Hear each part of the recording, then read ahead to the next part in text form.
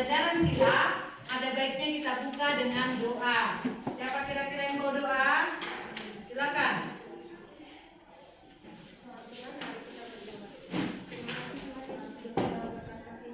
Saat ini kami akan memulai pembelajaran kami. Berkati kami ya Tuhan, supaya pembelajaran kami bisa bermanfaat. Terima kasih Tuhan Yesus, di dalam namamu kami berdoa. Amin. Iya. Jadi sebelum Ibu kita mulai pelajaran, Ibu absen dulu. Ada yang tidak hadir? Iya, Bu. Semua hadir ya? Hadir, Bu. Terima kasih dan puji Tuhan ya, karena kita masih boleh hadir. Oke, nah materi kita hari ini adalah Allah pembaru kehidupan, ya, Allah pembaru kehidupan. Tapi sebelumnya Ibu kasih tugas per kelompok ya, pembaru ya. Ya, kalian diskusikan, ya, silakan didiskusikan. Nanti kita presentasikan. Iya, silakan.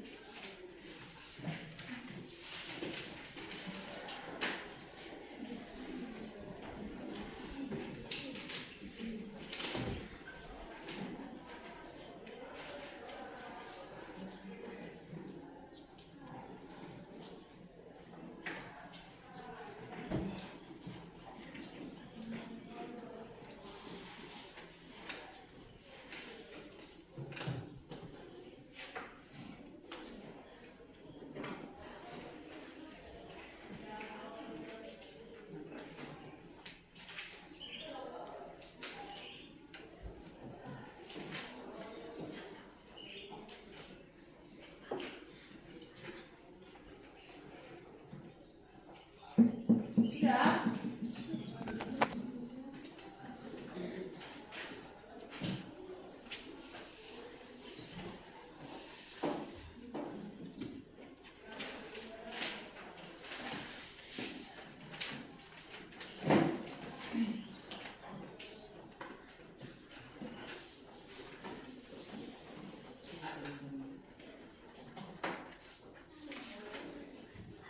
Sudah selesai?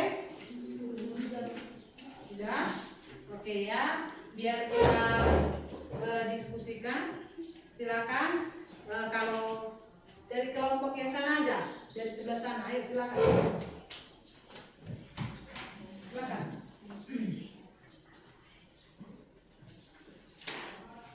Saya akan membacakan hasil diskusi dari kelompok 1. Allah pembaru kehidupan. Pembaru kehidupan artinya jika kita selalu berada di jalan atau selalu mengikut Yesus, maka percayalah suatu saat Dia akan membuatmu sukses dalam segala hal. Hanya ini. Terima kasih. Oke, kita berikan aplaus. Kemudian kelompok yang berikutnya. Apa itu pembaharu? Pembaharu adalah ketika kita sudah dibebaskan dari segala hal yang sudah terikat, lalu kita sudah baru dalam segala hal yang sudah ditentukan oleh Tuhan. Oke, kita berikan aplaus.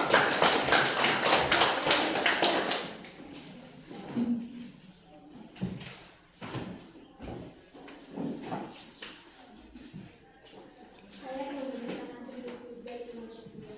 1. Apa itu pembaru kehidupan? Menurut kami dapat melakukan hal yang baru menjadi lebih baik. Terima kasih. Oke, silakan kelompok yang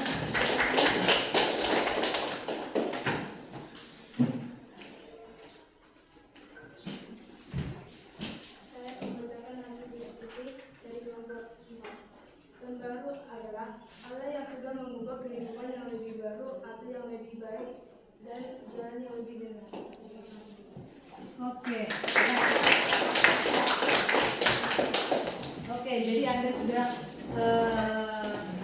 menerangkan apa itu pembaharu ya. Nah, di sini materi kita Allah pembaru kehidupan ya. Allah pembaharu kehidupan. Nah, kemudian ada sebelum Ibu terangkan, kita lihat dulu apa yang menjadi tujuan dari pembelajaran kita pada topik ini. Apa pada materi ini? Di sini ada 3. Yang pertama, bahwa peserta didik mampu mengakui bahwa Allah adalah pembaharu hidup manusia. Itu tujuan yang pertama. Kemudian yang kedua, peserta didik mampu mengidentifikasi dasar Alkitab tentang Allah sebagai pembaharu hidup. Kemudian yang ketiga, peserta didik mampu menjelaskan dasar Alkitab tentang Allah sebagai pembaharu kehidupan. Nah, inilah yang menjadi tujuan dari pembelajaran kita. Kemudian adapun yang menjadi capaian pembelajaran adalah bahwa peserta didik mengakui bahwa Allah membaharui hidup orang yang beriman, ya, orang yang beriman. Kemudian ada 2 yang menjadi pedoman, ya, ada 2 yang menjadi pedoman pada materi kita ini. Yang pertama di sini bahwa Allah bertindak sebagai pencipta segala sesuatu, ya, segala sesuatu yang sudah ada, kemudian yang akan ada, dan yang ada adalah hasil ciptaan Tuhan. Jadi di sini yang pertama bahwa Allah sebagai pencipta menciptakan segala sesuatu, yang tidak ada menjadi ada, yang sudah ada bertambah. Sudah? Nah, itu yang pertama. Kemudian yang kedua adalah tidak hanya bertindak sebagai pencipta, Allah juga bertindak sebagai penjaga, pemelihara, dan juga dalam kaitannya. Jadi Allah itu tidak hanya menciptakan, ya, tidak hanya menciptakan, tetapi juga menjaga dan memelihara, ya. Jadi kalau kita lihat penciptaan itu ada berapa hari itu penciptaan? 6 hari, ya. Ada 6 hari. Hari pertama sampai hari ke-6, ya. Allah menciptakan langit dan bumi beserta isinya. Kemudian pada hari yang ke-7 Tuhan beristirahat, ya. Nah, setelah Tuhan menciptakan langit dan bumi termasuk manusia, maka Tuhan mau bahwa ciptaannya ini terpelihara, ya. Jadi makanya dikatakan di sini bahwa Allah juga bertindak sebagai penjaga, kemudian sebagai pemelihara untuk setiap ciptaannya. Sudah? Oke. Kita lihat yang berikutnya bahwa Allah bertugas sebagai pembaru, ya. Allah bertugas sebagai pembaru. Nah, tadi sudah kalian jelaskan pembaru itu apa, pembaharuan itu apa, ya. Jadi pembaharuan itu atau berbicara tentang pembaharu adalah apa kira-kira?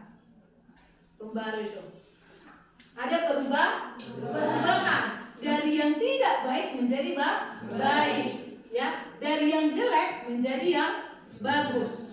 Jadi ada perubahan ke hal yang positif. Jadi di sini yang membaharui itu, yang merubah itu adalah siapa?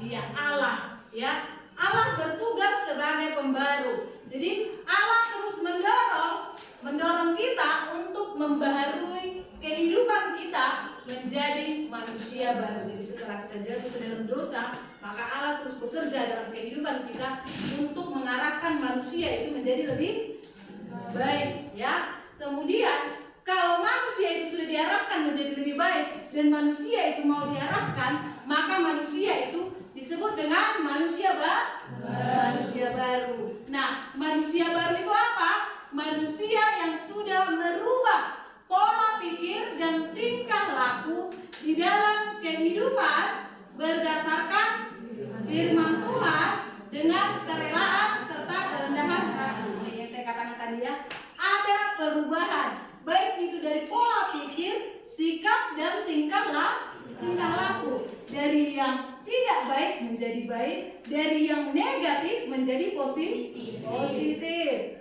Nah, ada tahapan menjadi manusia baru. Ada 3 tahapannya. Tahapan yang pertama adalah melakukan pertobatan. Jadi bertobat dulu ya, bertobat dulu baru bisa menjadi manusia baru. Jadi kalau kita tidak bertobat, kalau pertobatan itu ada perubahan, ya, meninggalkan dosa dan memulai kehidupan yang baik. Nah, kemudian yang kedua dibaptis. Kalau ini sudah otomatis ya. Begitu kita lahir, orang tua kita akan membawa kita kepada baptisan. Kemudian barulah kita bisa menjadi manusia baru. Kemudian baptisan ya. Nah, kita lihat itu baptisan. Nah, setelah dibaptis maka akan melakukan atau ada kelahiran baru. Ini bisa dilihat dalam Roma 6 ayat 3. Roma 6 ayat 3. Coba buka dulu, siapa yang bawa Alkitabnya silakan dibuka dulu.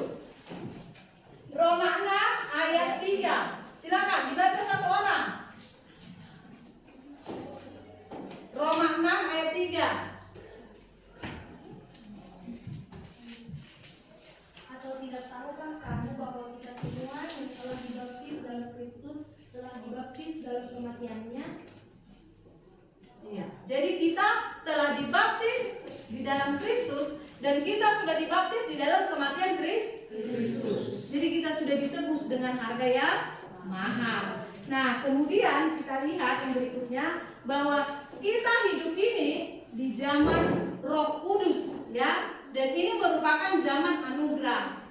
Jadi setelah manusia jatuh ke dalam dosa, cara Allah yang terakhir untuk menyelamatkan manusia adalah melalui Roh Kudus. Makanya ada istilah Tritunggal, ya, Allah Bapa, Putra dan Roh Kudus. Jadi Roh Kudus inilah yang diberikan kepada setiap kita. Jadi ada di dalam hati kita. Inilah yang bekerja, ya. Inilah yang bekerja dan terus bekerja untuk memperbaharui kehidupan kita menjadi lebih baik. Ya, menjadi lebih baik. Kemudian masa lalu, ya, masa lalu yang buruk tidak akan menghentikan karya Allah dalam hidup orang percaya. Jadi kalau kamu punya masa lalu, masa lalu misalnya berbuat dosa, ini tidak akan menghentikan Allah untuk berkarya dalam kehidupanmu ketika kamu sudah melakukan pertobatan. Sudah? Kemudian kita bisa lihat dalam Galatia 5 ayat 22 sampai 23 ya, bahwa kehidupan seseorang telah dibaharui oleh Allah melalui pertobatan, baptisan dan manusia baru. Sudah? Nah, sekianlah. Kira-kira ada pertanyaan atau ada yang mau ditanya? Tidak ada. Kalau tidak ada, kita tutup pertemuan kita. Silakan ditutup dengan doa. Terima kasih Tuhan Yesus buat segala berkat-Mu. Sekarang kami telah selesai melakukan pembelajaran kami. Berkati pembelajaran kami supaya bermanfaat di kehidupan kami. Terima kasih Tuhan Yesus di dalam